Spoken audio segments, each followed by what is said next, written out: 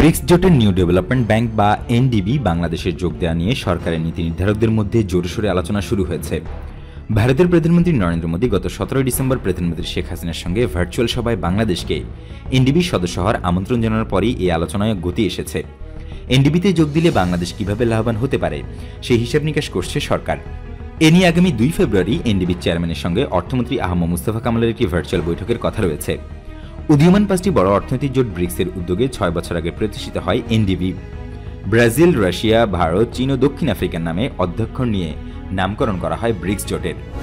অর্থ মন্ত্রণালয়ের অর্থনৈতিক সম্পর্ক বিভাগ বা ইআরডির কর্মকর্তারা বলছেন, এনডিবি 6 বছর আগে গঠিত হলেও এতদিন সংস্থাটির কার্যক্রম অনেকটা দীর্ঘতিতে চলছিল, যে কারণে বাংলাদেশও ওই ব্যাংকের সদস্য হওয়া নিয়ে ধীরে চলা নীতিতে অগ্রসর হয়। কিন্তু মাস দেড়েক আগে ভারতীয় প্রধানমন্ত্রীর আমন্ত্রণের পর সর্বোচ্চ মহল থেকে সবুজ সংকেত দেওয়া হয়। সে অনুযায়ী এনডিবির সদস্য হওয়া নিয়ে অর্থ মন্ত্রণালয় ও ইআরডিতে আলোচনা শুরু হয়েছে। জানা গেছে, এনডিবিতে বাংলাদেশের ভূমিকা কি হবে আর শেয়ার কত হবে এইসব নিয়ে হিসাব করছেন কর্মকর্তারা।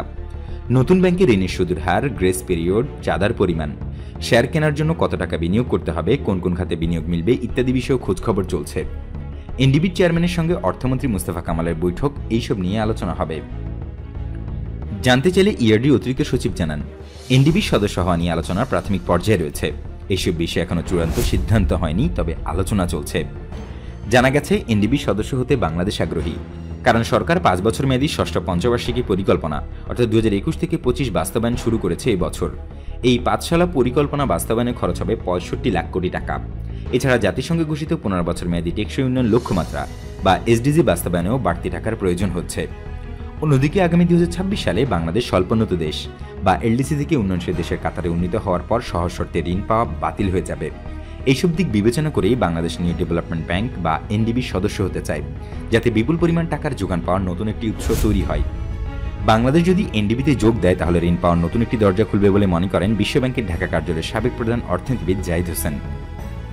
তিনি বলেন, এনডিবি যেহেতু অবকাঠামো খাতে বেশি ঋণ দেবে, তাই বাংলাদেশের উচিত এই ব্যাংকের সদস্য হওয়া, কারণ আগামী 5 থেকে 10 বছরের বিভিন্ন পরিকল্পনা বাস্তবায়নে প্রচুর টাকার প্রয়োজন হবে সরকারের। এনডিবির আনুষ্ঠানিক যাত্রা শুরু হয় 2015 সালের 21 জুলাই। ব্যাংকটির মোট মূলধন $10,000 কোটি মার্কিন ডলার আর প্রাথমিক মূলধন $5,000 কোটি ডলার। ব্যাংকটি অবকাঠামো খাতে ঋণ দেবে। এর সুদের হার থাকবে 3% মধ্যে।